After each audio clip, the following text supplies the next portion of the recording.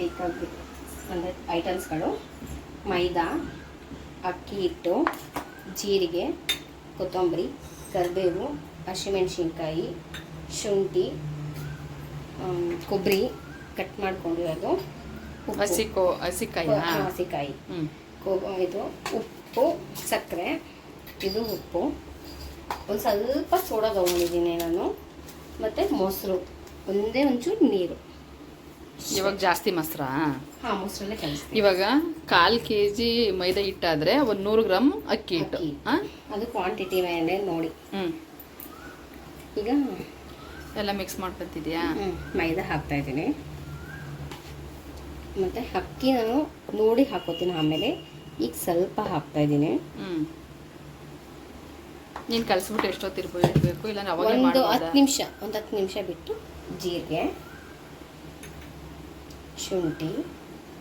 ಶುಂಠಿನೂ ಅಷ್ಟೇ ಸಣ್ಣ ಹಚ್ಕೊಂಡು, ಕಾಯಿ ತುರಿ, ಕಾಯಿನ ತುರ್ದಿಲ್ಲ, ಅದನ್ನು ಅಷ್ಟೇ ಶುಂಠಿ ಥರನೇ ಸಣ್ಣಗೆ ಕಟ್ ಮಾಡ್ಕೊಂಡು, ಹಸಿಮೆಣಸಿನ್ಕಾಯಿ, ಖಾರಕ್ಕೆ ತಕ್ಕಾಗಿ ನಿಮ್ಗೆ ಎಷ್ಟು ಖಾರನೋ ಅಷ್ಟು. ಆಮೇಲೆ ಕರಿಬೇವು ಸೊಪ್ಪು.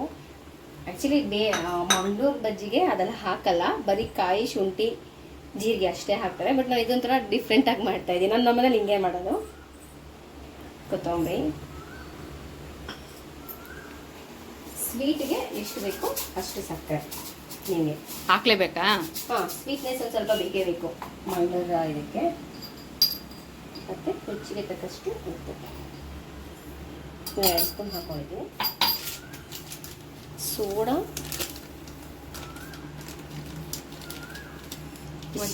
ಇಷ್ಟೇ ಹಾಕೋಬೇಕು. ಸೋಡಾ ಇಲ್ಲ ಅಂದರೆ ಏನೂ ಹಾಕೋಬೋದಾ? ಏನೂ ಹಾಕಲ್ಲ, ಸೋಡಾನೇ ಹಾಕ್ತಾರೆ. ಏನೋ ಅಂದರೆ ಅದು ಅಷ್ಟಿತ್ತಿರಲ್ಲ ಅಂತ ಏನೋ ಹಾಕ್ತಾರೆ. ಹಿಂಗೆಲ್ಲ ನೀಟಾಗಿ ಕಲಿಸ್ಕೊಂಡು ಅಂದರೆ ಎಲ್ಲ ಮಿಕ್ಸ್ ಆಗಬೇಕಾ? ಆ ಮಸಾಲೆ ಎಲ್ಲ ನೀಟಾಗಿ ಮಿಕ್ಸ್ ಮಾಡಬೇಕು. ಈ ಥರ ಅಂದರೆ ಅಕ್ಕಿ ಹಿಟ್ಟು, ಆ ಮಸಾಲೆ, ಮೈದಾ ಎಲ್ಲ ಮಿಕ್ಸ್ ಮಾಡಬೇಕು. ನಿಮಗೆ ಸ್ಮೆಲ್ ಹೆಂಗೆ ಬರ್ತಿದೆ? ಗಮ್ ಅಂತಿದೆ ಅಲ್ಲ? ಅದು ಕಲಿಸ್ಬೇಕಾದ್ರೆ ನಿಮಗೆ ಇದು ಗೊತ್ತಾಗ್ಬಿಡುತ್ತೆ. ಕರಿಬೇವಿನ ಸೊಪ್ಪು ಮತ್ತು ಕೊತ್ತಂಬರಿ, ಹಸಿಮೆಣಸಿನ್ಕಾಯಿ, ಇನ್ನೊಂಚೂರು ಕೊತ್ತಂಬರಿ ಹಾಕ್ಬೋದು ಟೇಸ್ಟ್ ಕೊಡೋಕ್ಕೆ ಅಂತ. ಇವಾಗ ಮೊಸರು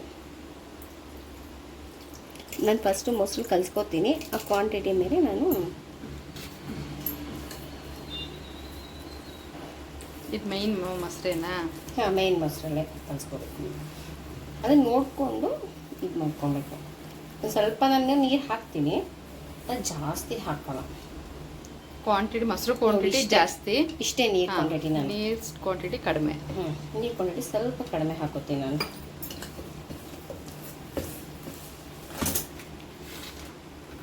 ನೀವು ಮಾಡೋ ಇದಕ್ಕೆ ಒಂದು ಅರ್ಧ ಲೀಟ್ರ್ ಮೊಸರನ್ನ ಬೇಕೇ ಬೇಕು. ಇವಾಗ ನಾವು ಹಾಕಿರೋ ಕ್ವಾಂಟಿಟಿಗೆ ಅರ್ಧ ಲೀಟ್ರ್ ಮೊಸರು.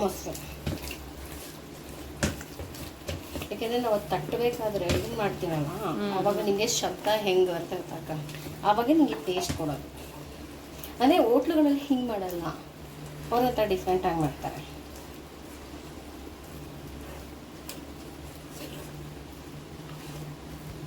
ಹಿಂಗಿದೆ.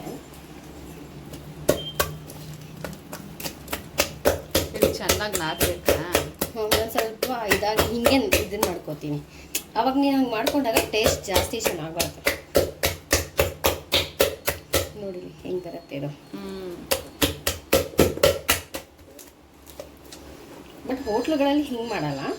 ನಾನು ನಾರ್ಮಲಾಗಿ ಆದರೆ ಏನು ಡೈಲಿ ತಿನ್ನಕ್ಕೆ ಎಲ್ಲ ತಿನ್ನಕ್ಕೆ ಈ ಮಳೆಗಾಲದಲ್ಲಿ ಆ ಥರ ಈ ಕಾಫಿ ಟೀಗೆ ಒಳ್ಳೆ ಕಾಂಬಿನೇಷನ್ ಅಷ್ಟೇ. ಅದು ಸಾಂಬಾರ್ಗೆ ನಾವು ಡೈಲಿ ಏನಾರು ಬಜ್ಜಿ ಬಣ್ಣ ಮಾಡ್ತೀವಲ್ಲ, ಆ ಥರ ತಿನ್ನಬೇಕು ಅಂದ್ರೆ ಆಗಲ್ಲ, ಯಾಕಂದರೆ ಮೈದಾ ಜಾಸ್ತಿ ಆಗಿದೆ ಅಲ್ಲ. ಹಿಂಗೆ ಇದನ್ನು ಮಾಡಿದಾಗ ನಮಗೆ ಹಿಂಗೆ ಅದು ಈ ಕ್ವಾಂಟಿಟಿಗೆ ನಾವು ಮಾಡ್ಕೋಬೇಕು. ಹಿಂಗೆ ಮಾಡಬೇಕು. ಒಂದು ಸ್ವಲ್ಪ ಒಂದು 5-10 ನಿಮಿಷ ನಾನು ಚೆನ್ನಾಗಿ ಇದನ್ನು ಮಾಡ್ತೀನಿ. ಆ ಥರ ನಾದಿ ಮಾಡಿದ್ರೆ ಎಷ್ಟು ನಾದ್ತೀವೋ ಅಷ್ಟು ಚೆನ್ನಾಗಿ ಬರುತ್ತೆ, ಟೇಸ್ಟ್ ಬರುತ್ತೆ. ಇಲ್ಲಿ ಕ್ಲಾಸಲ್ಲಿ ಮತ್ತೆ ಬಿಸಿ ಬಿಸಿ ಎಣ್ಣೆ ಹಾಕ್ತೀವಲ್ವಾ, ಅವಾಗ ಕೈಗೆ ಎಣ್ಣೆ ಆಗಲ್ಲ. ಅವತ್ತು ತೋರಿಸಿದ್ವಲ್ಲ ಆ ಥರ.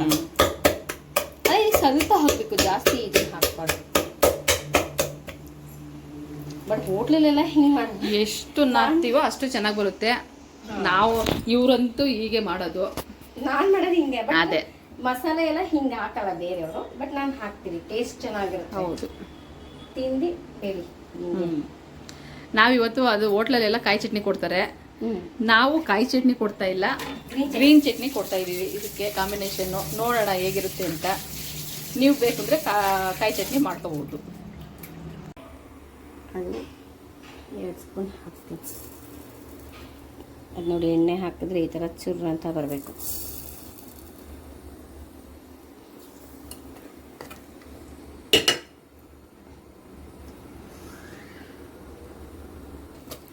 ಅದು ಕಲಿಸ್ಕೊಳೋ ಮೇಲೆ ನೀವು ಹೆಂಗೆ ಕಲಿಸ್ಕೊತೀರಾ ಅನ್ನೋ ಮೇಲೆ ಡಿಪೆಂಡ್. ಈಗ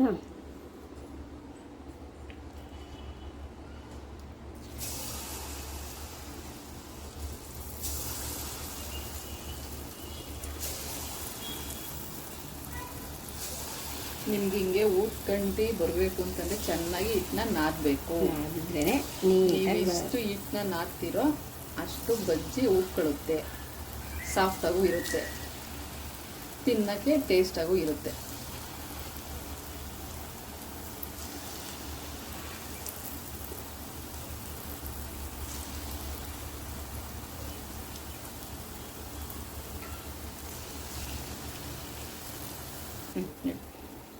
ಇದು ಚೆನ್ನಾಗಿ ಪೂರ್ತಿ ಬ್ರೌನಿಶ್ ಆಗಿ ಬರಬೇಕು. ನೀಟಾಗಿ ಬೇಯಂಗೆ ಇಡಬೇಕು.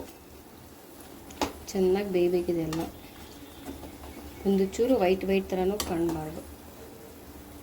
ಅಂದರೆ ಸಿಮ್ ಕಡಿಮೆ ಮಾಡಿ ನೀಟಾಗಿ ಒಂದೇ ಇವಾಗ ಸ್ವಲ್ಪ ನಾನು ಸಿಮ್ಮಲ್ಲಿ ಇದು ಮಾಡಿದ್ದೀನಿ, ನೀಟಾಗಿ ಇದಾಗುತ್ತೆ ಬೇಯತ್ತೊಳಗಡೆ. ನಾವು ಜಾಸ್ತಿ ಉರಿ ಕೊಟ್ಕೊಂಡ್ರೆ ಒಳಗಡೆ ಬೇಯಲ್ಲ, ಹೊರಗಡೆ ಮಾತ್ರ ಬೇಯತ್ತೆ ಅಷ್ಟೇ. ನಾವು ಪೂರ್ತಿ ಎಲ್ಲದಕ್ಕೂ ಬೇಯಿಸ್ಕೋಬೇಕಲ್ಲ. ನೀಟಾಗಿ ಬರಂಗೆ ಮಾಡ್ಕೋತಾ ಹಾಕಿ ಬಿಡಕ್ಕೆ ಹೋಗ್ಬಿಟ್ರೆ ಈ ಥರ ಮಾಡ್ಕೋತಾ ಇರ್ಬೇಕು. ಇದು ಮಧ್ಯ ಇದು ಮಾಡ್ಕೋತಾ ಇರ್ಬೇಕು, ಯಾಕೆಂದ್ರೆ ಅದು ನೀಟಾಗಿ ಇದಾಗ ಎಲ್ಲವುದು ಬೆಂದಿ ಕಲ್ಲರು ನೋಡಿ ಎಷ್ಟು ಚೆನ್ನಾಗಿ ಬರ್ತಿದೆ. ಕಲರ್ ತುಂಬ ಚೆನ್ನಾಗಿ ಬರ್ತಿದೆ. ಆ ಥರ ಎಲ್ಲದೂ ಅದೇ ಥರ ಆಗಬೇಕು. ಬಟ್ ಲಾಸ್ಟ್ ಮಾತ್ರ ಕರ್ದಿರೋ ಎಣ್ಣೆ ಹಾಕ್ಕೊಂಡ್ರೆ ನಿಮಗೆ ಕೈ ಗಂಟಲ್ಲ, ಕ್ರಿಸ್ಪಿಯಾಗೂ ಬರುತ್ತೆ. ಎಣ್ಣೆ ಜಾಸ್ತಿ ಕುಡಿಯಲ್ಲ.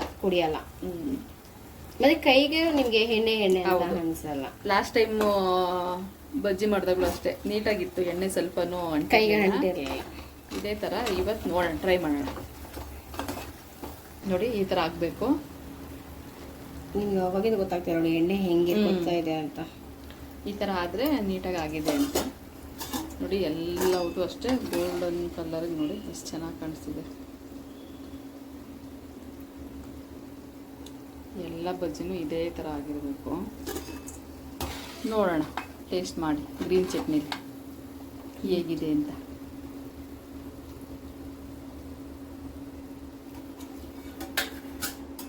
ರೆಡಿ ಆಗಿದೆ, ಟೇಸ್ಟ್ ಮಾಡಿ ಹೇಳೋಣ. ಹಾಂ, ಟೇಸ್ಟ್ ಮಾಡಮ್ಮಿ. ನೀನೇ ಮಾಡುವ, ಏನಾಗುತ್ತೆ ಕರೆಕ್ಟಾಗಿ ಹೇಳಬೇಕು.